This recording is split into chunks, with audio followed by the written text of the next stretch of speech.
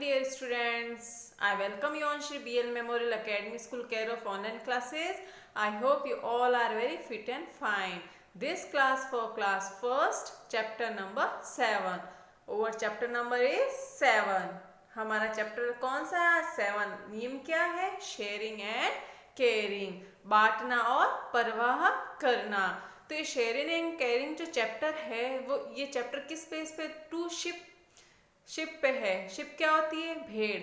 जहाज नहीं, SHEEP, ship. Ship यानी क्या होती है?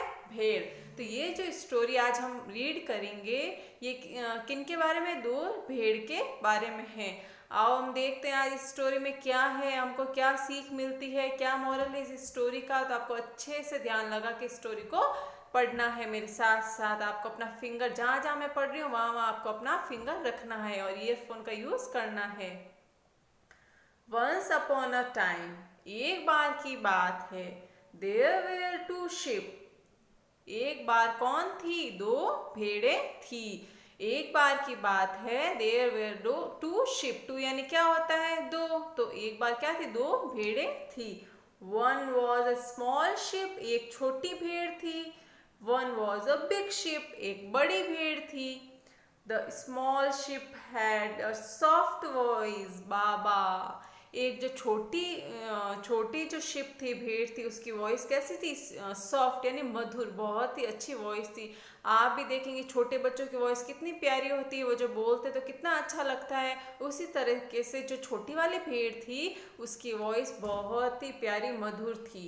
एंड कहाँ से पढ़ना अपन को? And the big ship had a loud voice. जो बिग शिप थी उसकी बहुत ज्यादा लाउड वॉइस थी। कैसी थी? बे बे, इस टाइप की बहुत ज्यादा तेज आवाज, लाउड वॉइस थी। Both the ship were brother. वो दोनों जो भेड़े थी वो भाई थी। एवरी डे, हर रोज, big ship and small ship would go out to the field to look for grass to eat. हमेशा दोनों जो शिप थी, छोटी वाली और बड़ी वाली, वो दोनों मिलके कहाँ जाती थी? फील्ड यानी क्या होता है? खेत। ये लिखा हुआ है ना FIELD, फील्ड। फील्ड यानी क्या होता है? खेत के अंदर दोनों घास खाने के लिए, खाना खाने के लिए जाती थी। घास को खाने के लिए जाती थी खेत में। वन मॉर्निंग, एक सुबह, एज ऑलवेज, हमेशा की तरह, the two ship went out. दोनों शिप कहाँ गई? बाहर गई। हमेशा की तरह दोनों शिप वापस बाहर गई। Big ship and small ship went out to the field to look for grass to eat. वो दोनों हमेशा की तरह आज फिर कहाँ गई? बाहर गई, फील्ड में गई, खेत में गई। क्या खाने गई? घास को खाने के लिए जा रही थी, गई। It had no been raining for many days. बहुत दिनों से बारिश नहीं हुई थी। The grass had dried up. घास क्या हो गई थी? सूख गई थी। ड्राइड यानी क्या होता? सूखना। तो जो घास थी वो क्या हो गई थी? सूख गई थी। बहुत टाइम से बारिश नहीं हुई तो उस वजह से क्या हुआ? घास सारी सूख गई। बिग शिप, बड़ी ship, and small ship strolled for a long time. Stroll यानी इधर उधर घूम रही थी। अब वो फील्ड के अंदर गई, वो क्या खाती थी? घास खाने के लिए गई। अब उन्होंने देखा कि बारिश नहीं हुई तो बहुत टाइम से घास सूख गई थी, तो वो इधर उधर घूम रही थी। But they could not find any grass to eat. उनको कहीं भी घास खाने के लिए नहीं मिली। दे वॉकड एंड वॉक, वो चलती गई and soon came to a river. वो चलती गई और एक चलते चलते कहाँ पहुंच गई?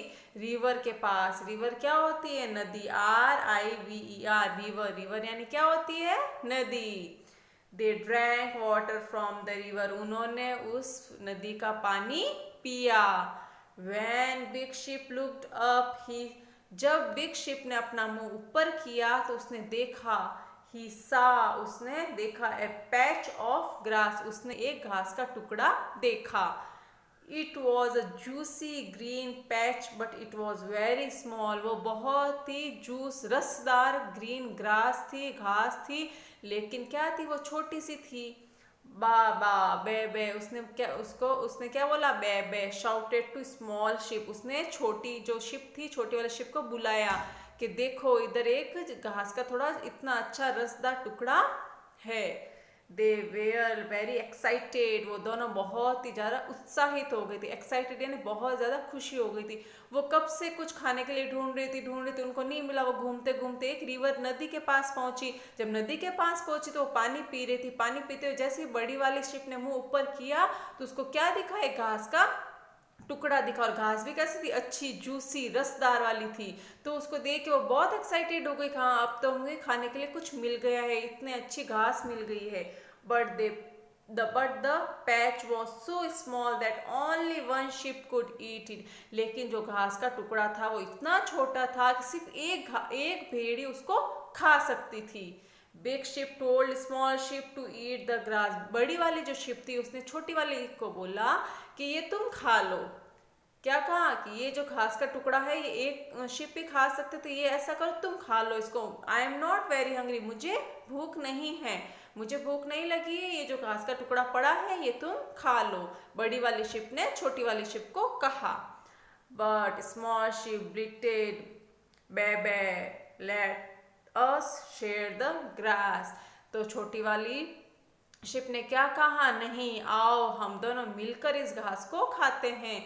So both the ship share the grass. तो दोनों ने मिलके उसको ग्रास को खाया।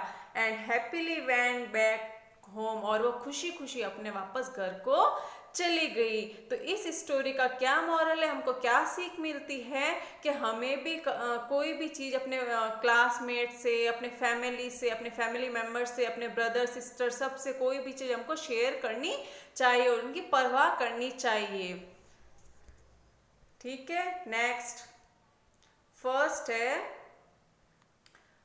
One upon a time. एक बार की बात है, देयर वेयर शिप। कितनी शिप थी बताइए, आप सब बताइए मुझे कितनी शिप थी।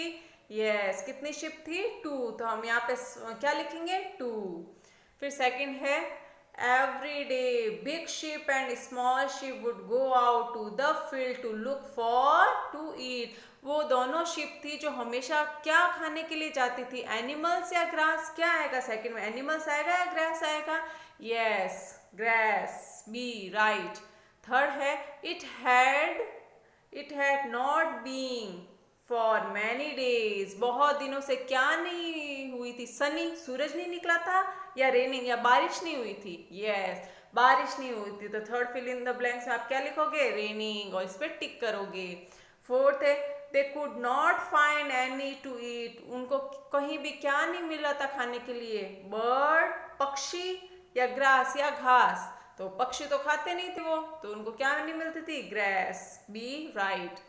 फिफ्थ है it was a juicy patch. तो इसमें क्या आएगा, येलो या ग्रीन।